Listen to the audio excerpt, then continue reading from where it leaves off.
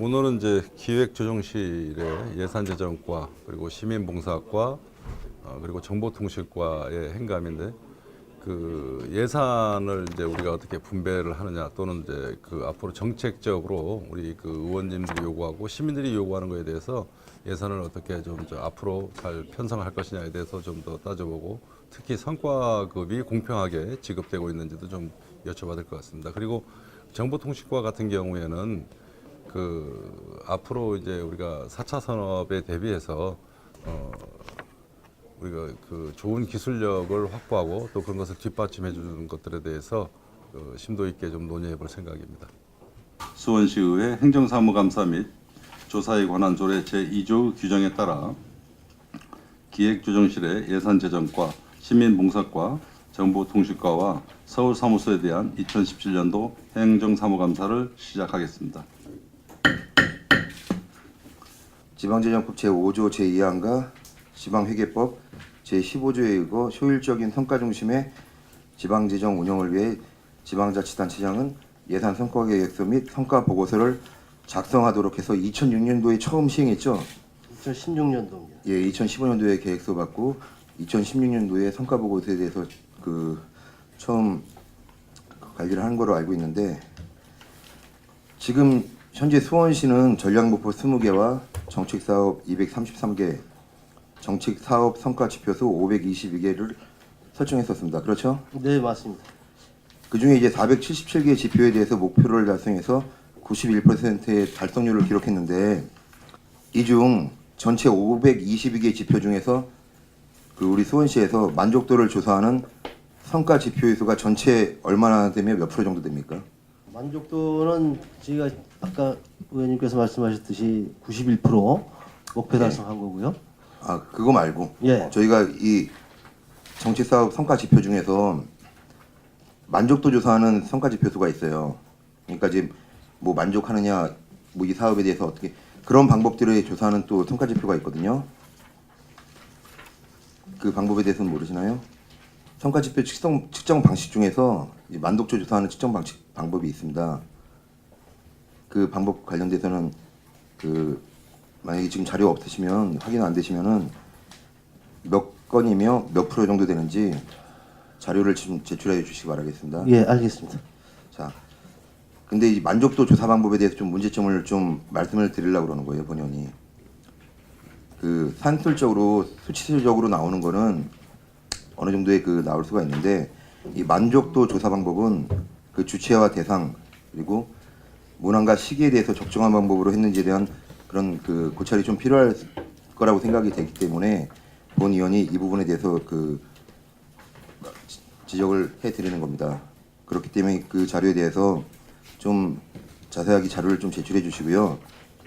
이런 것들에 대한 문제점이 뭐가 있냐면은, 이게 성과지표에 대한 측정 상식이나 목표치 설정 근거가 좀 미흡하거나, 또 이게 측정 상식이 불합리한 것은 이게 타당하지 않은 지표들과 같이 좀 확인되는 경우가 있어서 그런 겁니다.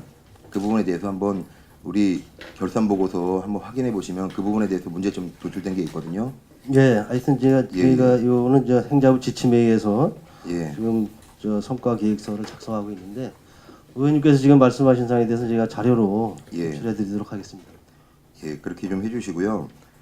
그리고 이게 2016년도에 처음 진행하다 보니 좀 어떻게 보면 우리 예산자정과가 그 우리 본청부터 모든 사업소들을 다 취합을 하다 보니까 그 100% 관리에는 좀 문제점이 있었을 수도 있다고 생각을 합니다. 또 첫 해 시행하다 보니까 그런 시행착오도 있을 수도 있고, 그렇지만 그 이처럼 성과 보고서를 좀 검토해야 하고, 그 또 성과 계획서를 잘 짜야 되는 이유가 뭔지는 알고 계시죠? 예, 예. 예, 우리 시의 재정 운영의 투명성 및 또 그 책임성을 제고하기 위해서입니다. 그렇기 때문에 지난해 예산 집행과가 내년도 예상한 수립 전에, 그러니까 금년에 그 성과 계획서 지금 취합하고 있죠. 예, 그렇습니다. 그래서 저희가 연말에 정례회 때 제출할 계획입니다. 예, 그렇기 때문에 좀 금년에는 시행 그 1년차를 지났기 때문에 내년도 2017년도 성과계획서 작성 시에는 좀 그 지금보다는 좀 완비된 제대로 된 그런 성과계획서가 나올 수 있는 시스템이 구축될 수 있도록 우리 이태경 주임께서 좀 노력을 좀 해주셔야 될 것 같습니다. 네, 그렇게 하겠습니다. 이게 우리 그 과에서 무슨 팀에서 관리하는 거죠? 성과 예산팀에서 하겠습니다. 성과예산팀이요. 성과예산팀에서 좀 더 각별한 주의를 기울여 주시기를 당부드리겠습니다. 네, 알겠습니다. 예, 그 이상 질의 마치고 또 추가 질의하도록 하겠습니다. 그 지금 주민참여예산위원회는 전문가 그룹이 9명 있고 그다음에 이제 그 전문가 외 그룹으로 151명이 있어요. 저희가 구청 그 행정감사를 하다 보니까 지금 이 그 위원들을 어떻게 그 뽑고 있죠? 신청하는 사람에 한해서 뽑나요? 어떻게? 그거는 위원회별로 다 틀립니다. 그래서 주민참여예산 같은 경우에는 저희가 공개 모집을 하고 있고요. 또 공개 모집 내지는 의회나 각종 그 시민단체에 추천을 받는 경우도 있고, 보조금 심의위원회나 재정계획심의위원회 같은 경우에는 이런 지방재정 그 아니 우선은 그 주민참여위원회만 먼저. 예, 그거는 지금 말씀드린 대로 이제 절반은 공개 모집을 하고 공개 모집이 50%. 예. 나머지는 이제 의회 추천이라든지 시민단체 추천, 또 직능단체 추천 이런 식으로 추천을 받고 있습니다. 그래서 제가 그 왜 이 질의를 드리냐면 구청 이제 그 행정감사를 하다 보니까 어느 구에만 그러니까 그 참여 인원이 예산 참여위원이 그 몰린 데가 있어요. 그리고 이거를 시에서 일괄적으로 그 공개 모집을 50% 하다 보니까 이런 중복 사항이 생기는 거죠. 그러니까는 그 위원회별로 이제 뽑는다고는 하지만 이게 이제 그렇게 되는 거예요. 그래서 그 본의원이 제안을 드리면 이제 이거를 어찌됐든 그 시에서도 필요한 인원은 하지만 되도록이면 좀 줄이고 구에서 올라오는 인원으로 이렇게 해주시면 어떨까 하는 생각이에요. 왜냐하면 구에서 그러다 보니까 이제 중복이 되면은 어느 구로만 한쪽 그 인원들이 몰리게 되는 상황이 네. 생겨서 그 예산도 마찬가지로 그 구 배분이 안 되고 한쪽으로만 그렇게 몰리는 경우가 있더라고요. 그래서 제가 그 상황을 이제 나중에 그 자료를 요구를 할 텐데 그러다 보니까는 이제 그 소외되는 구에서는 예산은 매일 없다고 그러고 또 이제 그 중복되는 부분에 대해서는 그 다른 구만 어떤 더 혜택을 받는 이런 상황이 생기는데 그거에 대해서 증인은 어떻게 생각하세요? 예, 맞습니다. 이게 지금 그 구별로 형평에 좀 안 맞는 경우도 있는데 그래서 제가 그걸 방지하기 위해서 시위원회를 선정할 때 구별로 추천을 받습니다. 구별로 4명씩 16분을 구해서 추천을 받고 또 동별로 안배를 위해서 각 동별로 2분 이상씩 추천을 받도록 합니다. 근데 일부 동에서 이제 추천을 안 해준 데도 있긴 합니다만은 그렇게 형평을 맞추려고 저희가 가급적 구 동별로 형평을 맞추고자 노력을 하고 있는데 그럼에도 불구하고 지금 현재 조금씩 균형은 안 맞는 부분은 있습니다. 하여튼 계속해서 저희가 그건 챙기도록 하겠습니다. 그러면 이제 어쨌든 그거는 그 좀 더 이렇게 그 홍보를 할 필요가 있고 동에서 만약에 동장님들이 그거는 동에서 동장님들이 추천할 거 아니에요. 예, 그렇습니다. 그러니까 자기네 사업들을 그만큼 못 챙겨간다라는 거잖아요. 그래서 제가 구하면서 느낀 게 그 동에서 결혼이 많이 나오고 어느 동에 한쪽으로 이렇게 몰리는 인원들이 있더라고요. 예. 그래서 그 형편도 좀 맞춰주십사 하고 그 구청장님한테 요구는 했는데 이게 그러다 보니까 이제 예산이 좀 전에 말씀드렸듯이 예산이 한쪽으로 쏠리는 그렇게 그래서 이제 균형이 안 맞는 그런 상황이 생기는 거죠. 그래서 그 이번을 계기로 좀 더 명확하게 그 부분을 그 구나 동에 설명을 하셔서 고루 안배가 될 수 있도록 해주시면 알겠습니다. 좋겠어요. 무슨 말씀인지 알고요. 저희가 그래서 동별로 그 찾아가는 설명회도 하고 각 뭐 단체별로도 하고 다양한 방법으로 지금 홍보도 하고 있습니다만은 지금 의원님 말씀하신 대로 그런 거를 부족한 점을 채우기 위해서 계속 노력하도록 하겠습니다. 네, 수고하셨습니다. 이상입니다. 그 주민참여예산제의 기본 목적이 뭐예요? 예산의 편성, 집행과 관련해서 과거에는 사실 관 위주와 주도였다면 주민참여 예산은 주민이 직접 예산 편성을 하는 과정에 참여함으로써 지역에서 또 우리 공공부문에서 놓칠 수 있는 그런 부분을 좀 확실하게 챙겨서 같이 거버넌스적으로 예산을 운영하자 뭐 이런 취지입니다. 네. 지금 답변은 되게 굉장히 잘하셨는데요. 현재 이루어지는 주민참여 예산은 이렇게 이루어지지 않고 있다고 의원이 판단하고 있거든요. 기본적으로 예를 들어 서울복지회관 같은 경우는 기반시설을 조성하고 리모델링 조성하는 거는 소관부서 과에서 사업 계획서를 계획 작성하고 그다음에 예산을 확보해서 집행하고 결산을 하고 그다음에 향후 계획을 세워야 되는 그러한 큰 시설에도 주민참여 예산들이 심의해가지고 예산을 막 투입한다는 것은 형평성에 어긋난다고 판단하거든요. 어떻게 생각해요? 글쎄요. 그 예 같은 지금 예를 명 의원님께서 예를 드신 거는 좀 더 제가 내용을 봐야 알겠지만 일단 주민 참여 예산의 기본 취지라는 게 어떤 뭐 대형 사업들 이미 시에서 계획하고 있는 이런 사업들의 주민 참여가 이루어진다는 거는 본래 취지에는 좀 어긋나지 않나 그쵸. 싶은 생각이 증인. 듭니다. 네. 지금 유인물의 주민참여 예산 집행 내역서를 보면은 좀 예를 들어서 말씀을 드리면 수원 청소년 문화센터의 미디어 동아리 촬영 장비 교체 해가지고 지금 유인물 284쪽에도 3천만 원, 그다음에 330쪽에도 청소년 문화센터 미디어 동아리 촬영 장비센터 1억 원 이렇게 세워져 있어요. 그리고 330쪽에도 보면 구운동 서울복지관 강당 바닥 보수 1,500만 원, 그다음에 서울복지관 화장실 개선 1억 5천만 원 이렇게 예산을 집행을 지금 하고 있거든요. 이거는 기본적으로 주민참여 예산제는 것은 좀 전에 증인이 답변했듯이 소외된 곳 주민이 우리 관공서에 있는 공직자나 이런 분들이 관여할 수 없는 그런 곳에 예산이 집행되는 걸 위주로 갔어야지 지금 이렇게 집행하는 것은 문제가 엄청 심각하다고 생각하고 증인 어떻게 생각해요? 네, 일정 부분 동의합니다. 그래서 이런 내용들까지 이렇게 주민 참여 예산으로 자꾸 반영이 되는 것은 뭐 썩 바람직하지는 않다고 보고요.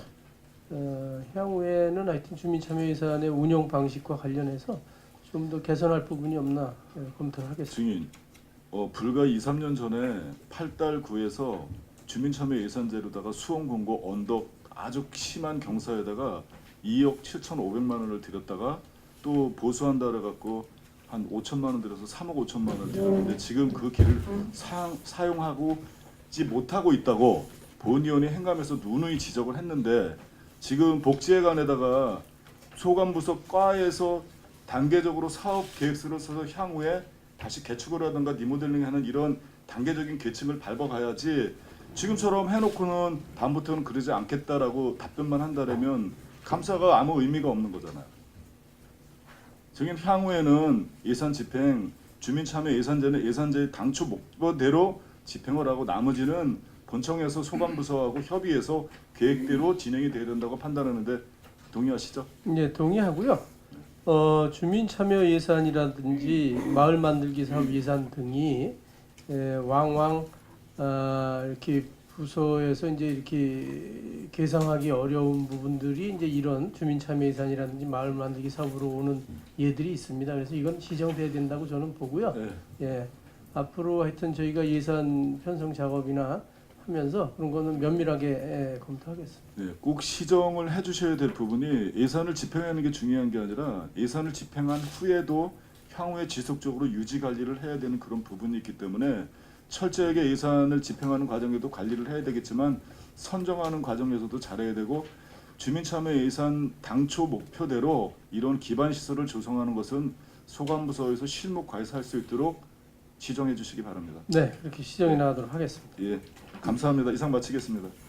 지금 존경하는 명기환 의원께서도 목적에 대해서 여쭤봤는데 저도 거기 부합되는 얘기라기보다 제가 느꼈던 얘기를 하면 여기 지금 주민 참여 예산이 그 쓰여지는 곳이 우선순위가 여기 나와 있고요. 내역도 나와 있는데 어떤 순위로 어떻게 진행되고 있는지 설명을 듣고 싶습니다. 예, 지금 저희 박흥식 실장님께서 자세하게 말씀을 드렸습니다만은 주민 참여 예산 사업은 이제 말 그대로 우리가 생활 속에서 주민들이 그 불편한 사항이 돼서 우리가 실무 공무원들이 미처 발견하지 못했던 사업들은 이제 제한을 받는 사업이 되겠습니다. 그렇지만 그 범위는 없습니다. 이게 뭐 장기 사업, 뭐 대규모 투자 사업 다 해당이 됩니다. 저희가 관리를 다 각각 하고 있습니다. 근데 방금 전에 말씀드린 그 서울복지관 같은 경우에도 그 주민들이 이용하는 주민들이 다수 주민들이 그런 사항을 요구를 했기 때문에 이거를 우리 참여예산위원님들이 이제 그거를 캐치하고 그 사항을 이제 요구 사업으로 하게 된 사항이고요. 우리 시에서 하는 사업이나 주민 참여 예산 그 제한된 사업이나 똑같이 심사해서 우선순위를 같이 선정을 하는 겁니다. 그래서 나름대로 해당 부서에서 검토 의견을 받고 또 의원님들이나 그 지역 주민들 의견도 수렴하고 현장에도 실사도 하고 이런 과정을 거쳐서 똑같은 그 심사 절차를 거쳐서 이렇게 책정을 하고 있습니다. 근데 여기 보면은 289쪽이면 우선순위 목록이 나와 있습니다. 거기 보면은 거의 다 보면 CCTV 설치가 우선순위로 들어가고 있습니다. 거기에 대해서는 어떻게 생각하십니까? 예, 이게 초창기에 이제 CCTV 건이 많이 들어와서 네. 이게 좀 문제가 좀 있었습니다. 그래서 실제로 그 우리 CCTV는 도시안전통합센터에서 그 하는 절차가 있는데 그 시기하고도 조정이 좀 안 되고 해서 나름대로 저희가 그 참여예산위원들하고 토론회를 통해서 최근에는 이제 CCTV는 참여예산에서 제외하는 걸로 이렇게 좀 결정이 됐습니다. 네, 그 다음에 지금 주민 참여 예산제가 7년차 되고 있지 않습니까? 네 그렇습니다. 그럼 여기에 대한 문제점과 효율성은 어떤 것이라고 생각하십니까? 지금 7년 차가 돼서 이제 많이 저희가 전국에서는 그래도 가장 모범적으로 운영이 된다고 해서 그 여러 군데서 이제 저 벤치마킹도 많이 오곤 하는데요. 그렇지만 아직도 여러 가지 문제점은 있습니다. 그래서 지금 우리 참여예산위원들은 나름대로 더 많은 참여를 하고 싶어 하시고 예를 들어서 투자 사업에 대한 모니터링을 비롯해서 또 예산 심의에도 이제 관여하시고 싶은 그런 욕심은 있습니다. 그렇지만은 지금 현 상태에서는 여러 가지 그 제약이 따르기 때문에 지금 저희가 실행을 못 하고 있는 거고 주민참여예산 연구회하고 같이 이거를 지금 논의 중에 있습니다. 그래서 지금쯤은 저희가 이제 그 참여예산이 한 단계 더 업그레이드 되지 않느냐 이제 그런 차원에서 우리 여기 앞에 박순영 위원님 계시지만은 의정 토론회를 통해서 이런 문제를 한번 조례 개정이라든지 앞으로 발전 방향에 대해서 이번 달 중에 계획이 되어 있습니다. 그때 가서 좀 더 상세히 보고 드리도록 하겠습니다. 네, 그리고 여기 각 구청별로 이제 그 선정을 해주셨는데 구별로 다 다르거든요. 이거 선별 과정은 어떻게 구별로 관계없이 예산에 관계없이 선정되는 건가요? 그렇습니다. 이게 지금 구별로 꼭 구분하는 건 아니고요. 네. 제한이 되면은 각 부서에서 실무부서에서 검토를 합니다. 검토를 하면은 그거를 그 지역회의하고 또 시 분과위원회에서 심의를 거쳐서 그 결과를 가지고 최종 또 시의원에서 심의를 해서 우선순위를 선정하고 그 다음에 이제 그거를 해당 부서로 구청으로 또 이렇게 통보가 되면은 구에서는 전체적인 사업 순위를 가지고 우선순위를 매겨서 거기에 우선순위에 따라서 이제 예산을 요구를 하는 겁니다. 이게. 앞으로도 우리 수원 시민들이 진짜 주민 참여 예산으로 어떤 그 불편함이 없이 해주시기를 부탁드리겠습니다. 네, 알겠습니다. 네, 이상 마치겠습니다. 우리 수원시의 재정 건전성이 어떻다고 판단하십니까? 짧고 명료하게. 현재 재정 건전성은 주로 채무율을 따지는데요. 네. 현재까지는 상당히 양호한 거로 지금 나오고 있습니다. 우리 지금. 재정 네. 자주도가 몇 프로 정도 되시죠? 자주도는 지금 69% 돼 있고요. 자립도는요? 자립도가 58% 정도 됩니다. 네, 그러면 우리 수원시 재정 건전성이 좋고 자주도 자립도가 뭐 자주도는 타 도시에 비해서 한 4% 이상이 높고요. 자립도는 타 도시에 비해서 한 10%에서 12%가 높습니다. 우리 뭐 100만 특례시 자치분권 충분히 실행할 준비되어 있으시죠? 예, 그렇습니다. 예. 예, 그 준비가 되어 있다고 보고 우리 담당 공직자들이 그 준비를 하시라고 무한한 노력을 하셨다고 생각하고요. 또 한 가지 여쭙자면 우리 예산을 쓰다 보면 수원시 이제 4개 구청 예산이 수원시 전체의 약 10%입니다. 2,030억 원 정도 돼요. 알고 계시죠? 예, 예. 그래서 장안구가 497억 원, 건성구가 587억 원, 팔달구가 498억 원, 영통구가 448억 원이라는 그 예산을 쓰고 있는데 이게 이제 구별로 플러스 마이너스 한 139억 원의 차이가 있어요. 이 차이가 있는 근본적인 이유가 뭘까요? 아, 그거는 이제 주로 지역별 특성 때문에 네. 예를 들어서 그 권성구 같은 경우에는 지금 상당히 그 낙후되어 있는 지역이 있기 때문에 거기에 도로나 유지 관리비가 상당히 많이 들어가고 있습니다. 다른 지역보다. 환경 개선 사업에 많이 쓰여지고 예, 예, 있고. 그렇습니다. 예. 예, 그다음에 가장 적게 차지하고 있는 영통구 정도는 가장 많은 비율이 어디에 쓰여지고 있나요? 영통구도 뭐 다 비슷합니다만 이제 그런 지금 도로 환경 네. 그런 데서 좀 차이가 나지 않나 이렇게 생각이 됩니다. 우리가 늘 얘기하는 게 그 얘기를 하는 거예요. 중앙정부에 요구하는 게 중앙정부 예산보다 지방자치단체 예산이 국민 실생활하고 가깝다. 피부로 느끼는 예산 집행이다고 말하듯이 우리 수원시 예산은 약 한 100억 정도가 늘었죠. 수원시 예산이 약 1,000억 정도가 늘었네요. 전년도 대비해서. 그런데 구 예산 한 200억 정도가 감소가 됐어요. 왜냐면 사실은 구 예산도 실생활 주민들하고 피부에 와닿는 예산이라고 우리가 역추산해서 보면 되는 거거든요. 근데 수원시 예산은 1,000억이 증가했으나 구 예산이 한 200억 원이 줄었다 하면 평균자마 한 개 구에 50억에서 60, 70억 원이 줄었다는 건데 이거는 구에서 주민들에게 실행할 직접적인 예산이 줄었다는 거거든요. 이거에 대한 해소책이 필요한데 내년에 어떻게 이 해결책을 만드시겠습니까?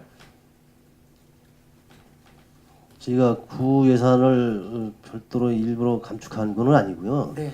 그거는 뭐 예년하고 거의 같은 수준으로 편성을 하고 있습니다. 근데 다만 최근에 그 시에 대규모 투자 사업이 많이 지금 증가가 되고 있습니다. 예를 들어서 네, 네. 농수산물 도매 시장이라든지 예. 수인선 재화 사업 여기에 지금 상당히 많은 채무 발행을 해서 사업을 하고 있는데 거기에 그로 인해서 이제 사업비가 많이 증가가 됐고요. 예. 또 최근 그 컨벤션 센터나 또 그 북선 민자도로 그런 사업비로 인해서 그게 지금 사업비가 지금 예산이 많이 증가가 됐습니다. 그렇지만은 구 예산을 저희가 뭐 일부러 감축하거나 그런 건 없고요. 하여튼 저희가 형평에 맞도록 구에 절대로 뭐 저희가 예산을 더 빼서 시의 예산 더 투자하는 거 그런 건 아니고요. 저희가 형평이 있게 하도록 하겠습니다. 왜냐하면 저희도 우리가 늘 얘기하듯이 주민들과 함께하는 실생활 예산이 중요하다고 얘기하는데 본 의원이 이제 전년도 대비해서 올해 예산을 쭉 이제 분석을 해보니 구 예산이 주민들하고 실생활에 와닿는 건 당연하고 그 과별로 편중된 예산이 필요할 때 안전건설과나 지금 안전이 굉장히 대두되고 있는 시대라서 안전건설과나 그다음에 경제교통과 쪽으로는 지금 뭐 긴 얘기를 할 수는 없지만 그 예산 편중이 더 필요하다고 보고 본 의원이 느끼는 게 어느 직책이든 공직자의 배분이든 예산의 쓰임새든 한쪽으로 너무 편중돼 있어서 고르게 한번 만져보는 예산의 집행이 필요하지 않을까라는 생각이 듭니다. 본인이 분석한 것과 우리 예산재정과의 그 분석자를 함께 볼 테니 서로 이게 상생하면서 부족한 곳을 채워가는 곳을 하겠으면 좋겠습니다. 예, 알겠습니다. 예. 네, 우리 현재 이경영- 구의 예산을 보면은 이제 안전건설과하고 이런 그쪽에 상당히 많이 편중이 돼 부족함을 있죠. 느끼시죠? 예, 그렇습니다. 네, 네. 그래서 우리 이채경 증인께서 성실한 답변을 하셨기 때문에 거기에 대한 서로 부족한 것을 보완 개선하는 것으로 대답을 듣는 것으로 하겠습니다. 네, 알겠습니다. 네, 이상입니다. 고맙습니다. 추가 근무 시간이 140시간이에요. 물론 이 교대 근무라는 특성이 있으니까 뭐 이럴 수 있다고 보고요. 또 행감자료 133쪽 연번 10번 보면 김모모 씨는 95시간 하거든요. 이곳은 자원순환센터입니다. 이게 근로시간이 너무 많아서 혹시 출결 관리는 카드로 하나요? 아니면 지문으로 하나요? 출결 관리를 지문으로 하지는 않겠고요. 실질적으로 그 자원순환센터 같은 경우 센터나 주차사업부가 근무 시간이 각각 달라서 자원순환센터는 특별한 일이 없으면 정해진 근무 시간 8시간만 근무를 하도록 그렇게 하고 있고요. 주차사업부도 이제 사업장마다 다릅니다만 어떤 사업부는 한 사람이 뭐 9시간, 10시간만 하는 경우가 있는가 하면 어떤 사업장은 3교대 근무를 하게 됩니다. 그러다 보니까 3교대 근무하는 데서 한 사람이 갑자기 뭐 병가를 낸다든지 이럴 경우에 다른 사람이 채워져야 되는데 저희가 기간제 근로자 꼭 활용을 하고 있지만 그게 날짜별로 채워서 근무하기 상당히 어렵습니다. 그러다 보니까 그 중에서 한 사람이 이제 근무를 더하게 되는 그러다 보니까 이제 100시간이 넘는 경우가 생기는데요. 기본적으로는 이제 그게 잘 맞지 않습니다만 더러는 이제 초과 근무를 원치 않는 사람이 있고 어떤 사람은 1시간이 더해서 자기 이제 이 수익을 좀 늘리는 사람이 있다 보니까 더 이렇게 편중되는 경우가 생기는데 이제 앞으로는 이런 것들을 어쨌든 일자리를 최대한 초과 근무를 기본적인 이상 들어가는 걸 줄여가지고 일자리 나눔 이런 형태로 해서 좀 단시간 근로자라도 일자리를 늘려나갈 계획으로 그렇게 하고 있습니다. 그 근로자들이 연초과 시간에는 제한이 있는 거로 알고 있어요. 그래서 이제 돌아가면서 예. 그걸 나눠주는 거로는 알고 있는데 그래도 이제 자료를 살펴보다 보면은 월 60시간 이상 사업부별로 근무하시는 분들이 여러 분 계시는 게 많이 있거든요. 예, 예. 그래서 이거에 대한 그 대안을 마련해 주셔갖고 행감 끝나기 전까지 좀 서면으로 보고 좀 해주셨으면 좋겠습니다. 연구조사에 의하면 주 50시간 이상 근무하는 분들이 이제 정신적으로나 육체적으로 굉장히 힘들어 하시는 것 같고 또 보면 어떤 사업부서에서는 그 달에 굉장히 많은 초과 시간 근무를 하고 퇴사하신 분도 있고 해요. 그래서 이게 혹시 오해의 소지도 있고 하니까 분명히 대안을 마련해 주셨으면 좋을 것 같고요. 거주자 우선 주차에 대해서 잠시 물어볼게요. 그러니까 보통 주택가 일반 상정가 앞 거주자 우선 주차 구역에 상품이나 아니면 적치물을 쌓아두는 경우가 있어요. 행감 때마다 여러 번 말씀을 드렸는데 이게 보면 저희 지역구뿐만 아니라 지나다니다 보면 그런 곳이 점점 늘어나고 있거든요. 이거에 대한 단속 실적은 있나요? 저희가 수시로 단속을 하고 있습니다만 사실은 그게 뭐 저희가 특별하게 이 행정적인 그런 이 처분할 수 있는 권한이 없다 보니까 단속하는 시간 정도에는 이제 다시 원위치를 했다가 또 이제 지나가면 다시 설치하는 그런 경우도 있습니다. 그래서 그거를 주차장을 저희가 관리하니까 저희가 그 단속을 저희가 하는데 그분은 그 구청하고 협의를 해서 꼭 주차장이 아니라도 도로상에다가 블록 방치하는 부분에 대한 행정 처분을 해나가는 방법으로 그렇게 같이 논의를 하겠습니다. 단속 업무는 구속 아닌 거죠? 그 일반 도로상의 단속 업무 구사하지만 지금 주차장에 있는 거 저희가 합니다. 실적은 있나요? 뭐 실적이 그렇게 많지는 않습니다. 한 12건 정도 되는데요. 그거는 가서 즉시 시정이 되면 그거는 뭐 실적으로 잡지 않고 시정이 되지 않은 부분들을 별도로 관리해서 조치한 부분들만 실적으로 잡다 보니까 건수는 많지 않습니다. 상점 앞에 이제 하나를 배정받는 게 아니라 3개, 4개 배정을 받으셔갖고 이제 그렇게 대규모로 하시는 분들도 있어요. 그러면 가장 좋은 방법은 제 생각에는 단속 실적을 근거로 해서 몇 회 이상 적발되고 하면은 아예 신청을 받아주지 않는 방법이 좋을 것 같은데 또 24시간 아예 받거나 근데 보통 저희는 주간이나 오후나 야간이나 그렇게 나눠서 받잖아요. 그거에 대한 대안을 마련해서 그것도 부도로 보고해 주시기 바랍니다. 네, 알겠습니다. 별도 예. 보고 드리겠습니다. 이상입니다. 공직자 숫자가 그 울산이나 다른 도시에 비해서 얼마나 부족하다고 보십니까? 거의 뭐 2배 정도 부족한 걸로. 1,000명이 늘어도 그 풍족함이 없는 것이죠. 예, 그렇습니다. 근데 1,000명 안 늘려주잖아요. 예. 이제 그렇게 될 때에 1,000명이 늘어난다. 예를 들어서 100명이 늘어난다 그러면 평균 연봉 5천만 원, 그러니까 들어가는 돈까지 하면 이제 그 유지 관리비까지 하면 5천만 원을 잡더라도 100명이면 1년에 50억이 들어가는 겁니다. 맞죠? 예, 예. 그 우리가 이제 공직자 숫자는 그 우리가 기계적으로 늘릴 수는 없는 일이지 않습니까? 우리 권한도 아니고요. 네. 그러면 결과적으로 우리가 시민의 편리를 위해서 여러 가지 센터들, 산하기관들에 대해서 안정적으로 일을 할 수 있게 만들어야 되지 않습니까? 예. 뭐 이렇게 자원봉사센터나 급식지원센터나 또는 뭐 식생활체험관이나 이런 데 보면 뭐 한 사람, 두 사람, 세 사람 이렇게 늘려주질 않고 어떤 의미에서 뭐 수원시가 있긴 있는데 형식적으로 있는 실제로 일을 하지 않는 이런 부분. 그리고 아까 우리 저 양진아 의원님이 질의한 것 같이 그런 근무하시는 부서에는 인원 부족 현상, 그런데 함부로 늘리지 못하는 이런 일들이 이제 그 비일비재합니다. 예를 들어서 우리가 그 뭐 50억이든 100억이든 투자하면 이게 다 해결이 되는 문제이죠. 근데 이걸 하지 않는 것에 대해서 그 의견을 한번 줘보죠. 그러니까 산하기관의 그 충원 문제 또는 비정규직의 정규직화 이런 아니, 거를 비정규직도 없는 거예요, 이거 센터에는. 비정규직도 없는 거예요. 인원이 부족하다는 거죠. 예, 어쨌든 요즘에 지금 각 산하기관에서 그 인건비가 상당히 증액돼서 올라오고 있습니다. 이제 물론 지속적으로 목표까지는 안 됩니다만은 증원도 하고 있고 또 최근에 그 정권이 바뀌면서 지금 일자리 창출 차원에서 그런 부분에 대해서 저희가 전체적으로 조사를 해서 파악을 하고 있습니다. 그래서 거기에 대한 거는 저희가 예산 반영해서 충분히 할 수 있도록 알겠습니다. 박광식 증인께 그 질문하겠습니다. 지금 이제 산하기관들이나 또는 이렇게 센터들을 점검함에 있어서 해당 상임위에서 이제 예산 승인을 합니다. 이제 어떤 경우에 예산 삭감하기 버리기도 하고 그러면 이제 급여에 문제가 생깁니다. 근데 이렇게 급여 나가는 것은 통체적으로 봐서 우리 의회가 전체적으로 논의를 하고 건들지 말아야 되는 것 아니겠습니까? 예를 들어서 우리가 예산 심의를 하는데 지금 공직자 급여 나가는 게 한 1,500억 이상 되죠. 이거 심의 안 하잖아요. 각 상임에서 심의 안 하잖아요.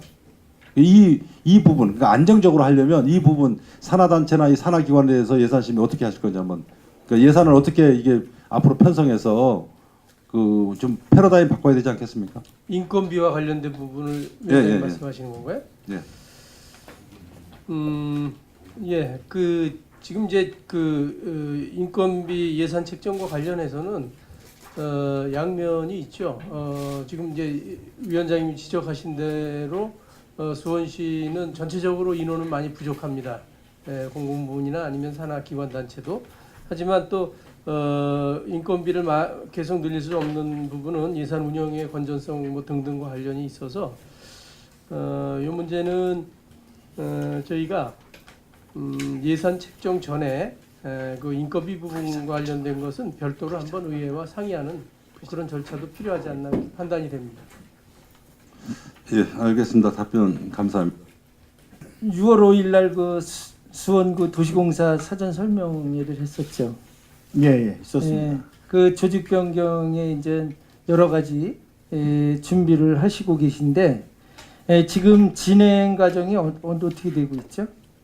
저희 공단에서는 조직 변경안에 대한 이제 이사의 의결을 거쳐서 시에 승인 요청을 해놓은 상태고요. 네. 시에서는 지난번에 이제 그 사전 설명회를 했듯이 시에서 의회 동의를 얻어서 저희한테 이제 승인해주는 절차를 저희 봤습니다. 네. 어쨌든 우리 그 시설 관리 이제 공단에서 공사로 해서 사업성을 가지고 여러 가지 이제 수원시의 그 재정 확충을 위해서 공사 이렇게 설립을 하려고 하는 거잖아요, 그죠? 예. 그러기 위해서는 또 우리 주민 복지 증진을 위하고 또 재정 같은 거를 만들기 위해서 여러 가지 사업이 있는데 사업이 그때 4가지인가 말씀을 한 것 같은데 뭐죠? 네, 먼저 1차적으로 추진된 사업들이 서수원 생태 복합단지 개발하고요. 네. 왕포역 환승주차장, 화서역 환승주차장, 그다음에 사이언스 파크 이렇게 4개 사업을 대상으로 하고 있습니다. 그 사업이 공사가 되면 차질 없이 잘 준비할 수 있겠어요? 뭐 여러 우려하는 의견도 있습니다만 현재로 봐서는 이제 시에서 공영개발 사업을 지금 추진 중에 있는 상황이고요. 저희 공단에서 와도 추진하는 큰 무리 없이 운영이 될 거고. 우리 수원의 가장 큰 공사들인데 사실 사업인데 네.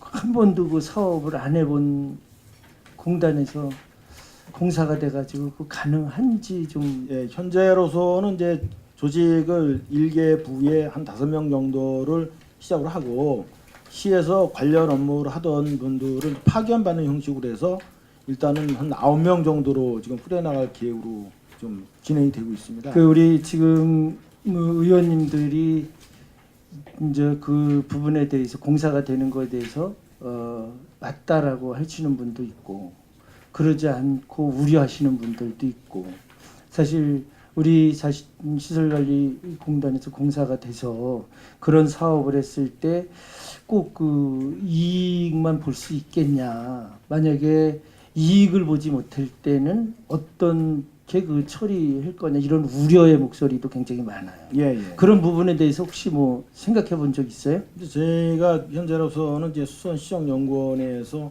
예비 타당성 조사한 결과를 가지고 지금 진행을 하고 있는데 그 결과에 의하면 한 4차년도 정도부터는 확정이 나는 걸로 지금 그렇게 판단이 되고 있습니다. 뭐 지금 4가지 이 사업은 저 수원에서 아주 굉장히 큰 사업이기 때문에 보니까 이 사업에 대해서는 문제가 없을 것 같아요. 이 사업 말고 다른 사업을 할 때가 문제가 될 것 같은데 정인께서는 하여튼 이 우리가 공사를 우리 수원시에서 도시공사로 전환할 때 그런 준비를 철저히 좀 할 수 있도록 그렇게 해주시고 또 그 직원들이 그 공사로 변하면서 어떤 문제점은 없겠어요? 예, 제가 처음에 왔을 때 저도 이 도시공사가 추진된다는 내용만 듣고 구체적인 내용을 알 수 없을 때는 더러 이제 불만들이 있었습니다. 혹시 지금 우리가 우려하는 대로 도시공사가 돼서 혹시 망하면 우리는 뭐냐 이런 우려도 했는데 이게 좀 내용들이 좀 더 구체화되고 설명을 하면서 지금은 크게 불만은 없습니다. 그 제일 중요한 거는 소통이겠죠. 예, 예, 같이 그렇습니다. 충분한 얘기를 사전에 하고 하면은 그런 문제에 대해서 좀 적게 예, 예. 좀 문제가 되겠죠. 그렇게 좀 할 수 있도록 해주시고